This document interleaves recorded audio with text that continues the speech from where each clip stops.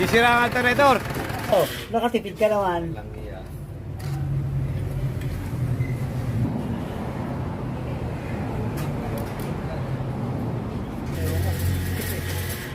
Ah, 30. Yan guys. Yung guys, nadali na ng electrician ko yung wire. Nakuha na niya. Ayun. So, at saka may tibana.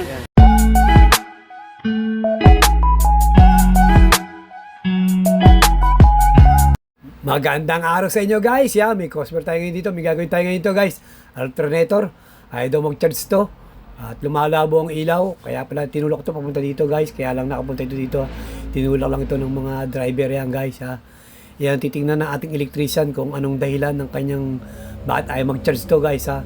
Yan, chinecheck ng ating electrician. Yan, tay lahat.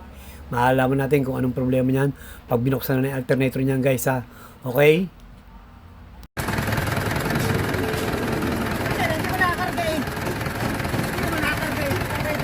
Di sira ang alternator. Wala. Hindi nakakarga. Ayun, alternator. Alternator pala boss eh. Ano gagawin dyan? Tatanggalin o ano? Kahit bago. Oo, dami-dami sa inyo dun eh. Yan guys, alternator may problema. Mamaya bubuksan ng aking electrician kung saan may problema guys. Yan guys. Bakit tinulak ba lang dito yan? Tinulak. Yan guys, kami kakalasin na ng electrician ko yung alternator. Kaya na guys, bago tayo mag-umpisa, subscribe nyo kami sa aming YouTube channel, EMB TV. Pa-like at pa-share na rin guys at pindutin yung notification bell para lagi yung updated sa mga i-share na yung video at ipopost guys. Okay guys? Yan guys, nakalas na yung alternator yan binubuksan na niya para malaman na kung saan nagkaroon ng problema. Bakit iti walang contact na guys. Ayan. Yan, si Agi, bibili eh. Ano bibili yan? Ay hindi, wala pag-asa dyan. Wala ba? Baka nang sabihin mo kayo walang pera Pero nga, 1,000, sirang gear. Ha? Meron ako dyan, 1,000, sirang gear. Oh, nakatipid ka naman. Lang niya.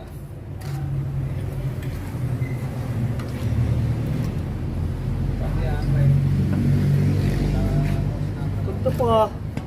Rotor pa. Anong nangyari? Yan. Walang contact. Walang contact, tanggal yung contact. Ewan ko kung saan pa yan. Yan guys, baka daw rotor kaya hindi nakarga ito guys. Sira ang papalitan.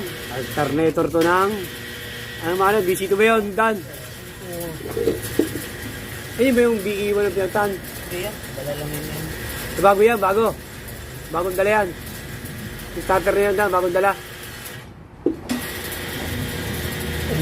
Yan, tinitesting kung may contact yung kanyang rotor.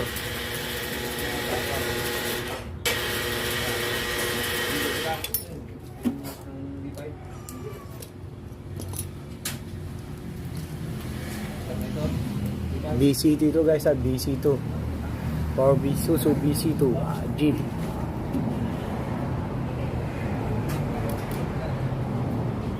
Putol. Ito lang contact ng kaya ayaw magkarga guys. Ayan, motor daw ang contact ng rotor. Sunog pala. So, sunog pa raw. Titignan pa.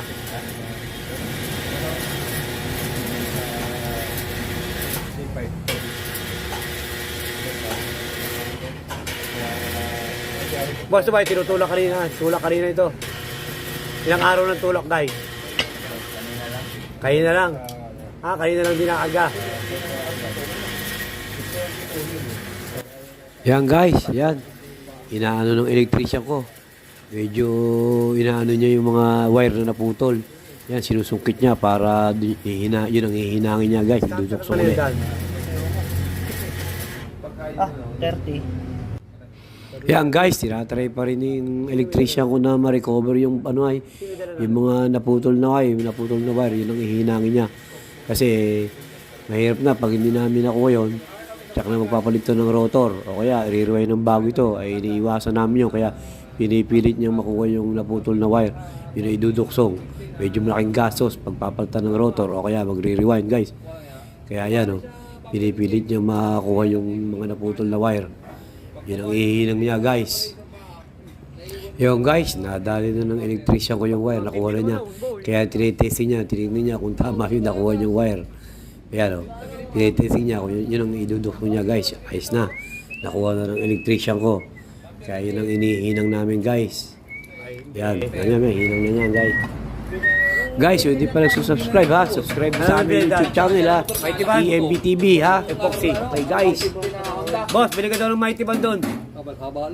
Didikitin daw ng Mighty Band guys. Kasi, Wala na pala kaya ano yung ano, Tanggal na. didikit yung naputol na ano, yung naputol na wire, yung contact ng wire. Hindi, Yung hindi kumakal na na alam talaga. eh. Yan. Bigla pala no. Hindi alam no. Tsaka mighty banda. Yan. Pagkagaling ng oil seal. Saka kuha ko Mighty Band. Lead dan, Panginang. Tsaka panghinang. Saka Panginang. Yan guys, ang bibili ng may-ari. Oil seal, lead, saka Mighty Band. Kunin mo na lang daw mo. Wala namang pera padala. Ha? Ano bang number? Kaya guys, ang nagisira nito, yung contact nito. Natanggal yung contact na ano, kaya ang gagawin ng aking electrician, didikitan ng Mighty Band, i-abrik ulit sa dati, saka ihinangan, tapos alagyan ng Mighty Band para hindi na uli bumitaw yung kanyang contact guys. Kaya yan ha. Ito na yung problema nito. Ito yung tinesting namin kanina. Rotor na naging problema. Nawala yung contact. Yan guys. Ano muna ha? Alisin ko lang yung lang yatak. Guys, ito yung papalitan rin namin ng oil seal guys. Oh. Kasi medyo may tagas na rin yung oil seal niya. Medyo may problema na rin. Kaya papalitan na namin ng oil seal. Yan.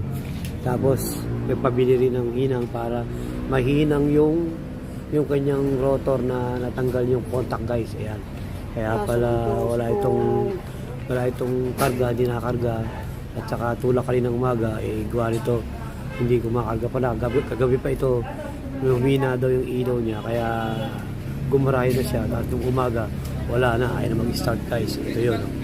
Saka nilagyan namin ng silak para pagkahinang ng aking electrician, lalagyan namin ito ng silak para hindi na siya tumanggal ulit, matanggal ulit sa hinang yung pinaka-contact ng rotor guys. Rotor ang tawag nito guys, rotor. Yan. Alternator rotor guys. Yan. Ito ngayon yung alternator stator. Yan guys. So, yan, stator yan. Yan guys. Wala naghawak na. A few moments later. Ito ba boss? Oh, kita ka na. Yan guys, okay na yung ginawa namin alternator, yun naputol yung contact. Hindi ko na na-videohan yung mga ano guys, yung ginawa, pero yun lang naman yung ginawa doon, yung sininang yung contact. Tapos, nilagyan ng Mighty Band at pinalta na rin yung oil seal guys. Guys, pagka kayo nakaramdam ng gano'n, ng alam yung walang contact yun yung alternator, dapat punta agad kayo sa malapit na auto shop. Kasi pagka gano'n, medyo baka mayroong madamay kasi minsan pag itutulak sa kanyo, nasisira yung transmission nyo pag gano'n guys. Kasi pag lagi nyo itutulak, siyempre masisira doon transmission. Yun ang pwedeng madamay. Isa pa, yung baterya. Siyempre, pagka hindi nagkakarga yung baterya, pag hindi nyo papagawa agad, masisira ang baterya nyo, titigas yung plaka nung guys. Kaya kinakailangan, pag kayo nakaramdam ng gano'n, nung meron kayo naka-experience ng gano'n, dalhin nyo na agad sa malapit na auto shop para hindi na magdamay-damay guys ha. Ganun lang guys ha.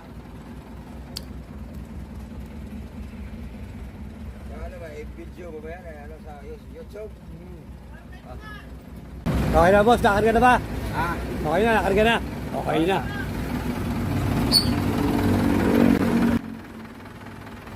Yan guys, okay na yan. Tapos na yan guys. Yun lang naging problema nito. Yung kanyang rotor, natanggal yung pinakang wire, yung contact sa nagka-charge. Yun ang naputol. Maswerte pa nga dito nasunog guys ha. Kaya yun lang ginawa natin. Hininang, tapos nilagyan lang ng Mighty Band. Tapos pinalitan na rin ng kanyang oil seal para hindi tumagas yung kanyang langis guys ha. Okay guys. Yan guys, sana kahit paano binako yung tip o idea man lang share na yung video guys ha. Sana guys, subscribe nyo kami sa aming YouTube channel, EMB TV. Pa-like at pa-share na rin guys at pindutin notification bell para lagi kayong updated sa mga share na yung video at ipopost guys yan guys. Kaya guys, thank you for watching. God bless you all guys ha. Sana may na kayong idea man lang guys. Okay guys?